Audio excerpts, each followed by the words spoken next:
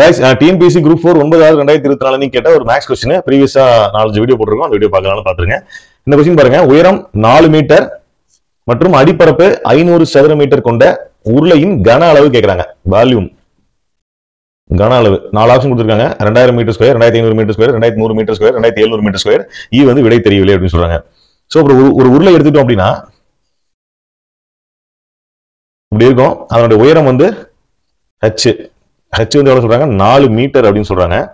அடிப்பரப்புங்கிறது இதுதான். சோ அடிப்பரப்பு வந்து இந்த ஏரியா. இது வந்து எவ்வளவு சொல்றாங்கன்னா 500 சதுர மீட்டர். அதை வந்து நம்ம 500 மீட்டர் ஸ்கொயர் கூட எடுத்துக்கலாம். சோ அடிப்பரப்பு சொல்லிட்டாங்க, உயரம் சொல்லிட்டாங்க. உருளையின் கன அளவுக்கான ஃபார்முலா என்ன? இப்ப நமக்கு உருளையின் கன அளவுக்கான formula πr square h. So நமக்கு என்னென்ன வேல்யூ இதுல தேவை? ஆப்ஷன்ல பாருங்க, பை அப்படிங்கிறது இல்ல. சோ பைக்கான வேல்யூ வேணும். ரேடியஸ் ரேடியஸ் இருந்தா தான் நம்ம இதை ஃபுல்லா கம்ப்ளீட் பண்ண முடியும். ரேடியஸ் வேணும், r வேணும். h வந்து நம்ம இருக்கு. சோ h வந்து என்ன பண்ணலாம்? 4 மீட்டர் அப்படின்னு நமக்கு தெரியும். சோ நமக்கு தேவையான அளவு வந்து இந்த πr ஸ்கொயர் அப்படிங்கிறது வேணும். அடுத்தது என்ன அளவு நமக்கு இருக்கோ அதுல இருந்து நம்ம இதை கொண்டு வரணும். சோ கீழே அடிப்பரப்புன்னு சொல்றாங்க. அடிப்பரப்பு அப்படின்னா இதை வந்து ஒரு வட்டமா எடுத்துக்கலாமா? சோ வட்டத்தின் பரப்பு கொடுத்துட்டாங்க.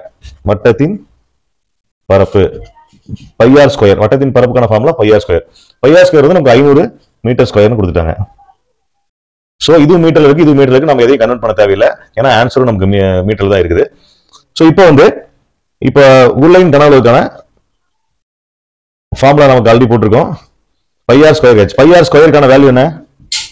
500 மீட்டர் ஸ்கொயர். மீட்டர் ஸ்கொயர் கூட கடைசியா நம்ம போட்டுக்கலாம் 500. ஹெச்சுக்கான வேல்யூ என்ன? 4 மீட்டர். சோ ரெண்டையும் மல்டிபிள் பண்ணோம்னா 2000 மீட்டர் கியூப். ஏன் கியூப் போடுறோம்னா இது கன அளவு. சோ கன அளவுங்கனால நம்ம கியூப் போடுவோம். கியூபிக் யூனிட் தான் அது. சோ இதான் உருளையுடைய கன அளவு. சோ நமக்கு ஆன்சர் என்ன? 2000 மீட்டர் கியூப். இதுதான் ஆன்சர்.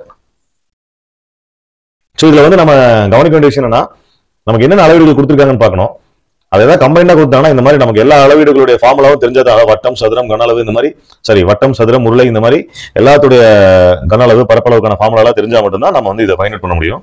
ஸோ நம்ம ஃபார்முலா படிக்கிறது அதுல முக்கியமான இந்த டாபிக்ல வந்து முக்கியமான அளவீடுகள் அப்படிங்கிற டாபிக்ல வந்து முக்கியமான ஒரு வேலை என்னன்னா ஃபார்முலா படிக்கிறது தான். ஸோ கைஸ், இது வட்டத்தின் பரப்பு அப்படின்னு தெரிஞ்சங்காட்டி நம்ம இந்த πr ஸ்கொயர் ஈஸியாக ஃபைண்ட் பண்ணிட முடியும். இது தெரியலன்னா டைம் எடுத்துட்டே இருக்கும்.